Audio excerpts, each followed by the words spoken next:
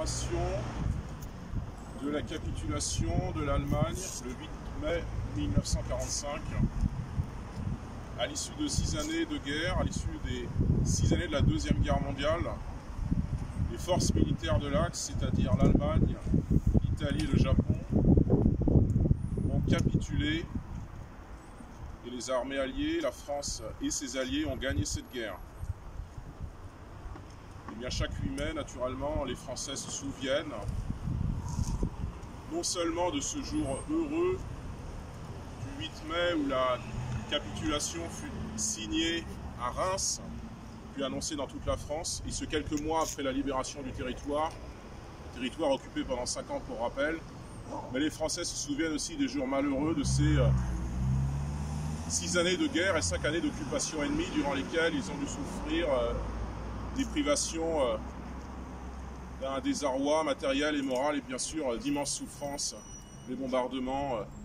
la guerre en elle-même qui fit, n'oublions pas, 150 000 morts au début de la campagne de France et puis bien sûr l'oppression nazie en tant que telle, les tortures, les déportations, la collaboration.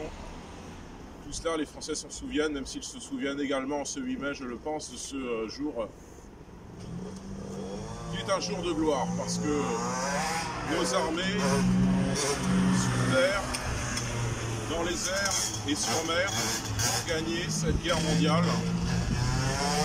Et ça n'est pas neutre dans la France d'aujourd'hui, puisque eh bien, cette victoire, à l'issue de la Deuxième Guerre mondiale, nous donne à la fois, vous le savez, un siège permanent au Conseil de sécurité de l'Organisation des Nations Unies, ce qui n'est pas neutre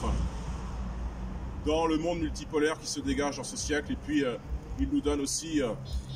par la force des choses, l'arme entre toutes, qui est le feu nucléaire, qui est une arme que nous ne devons jamais employer, sinon dans le cas extrême où l'intégrité ou la souveraineté de notre territoire serait menacée.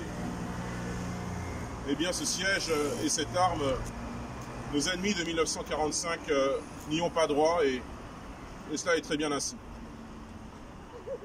Mes chers amis, je vous propose maintenant,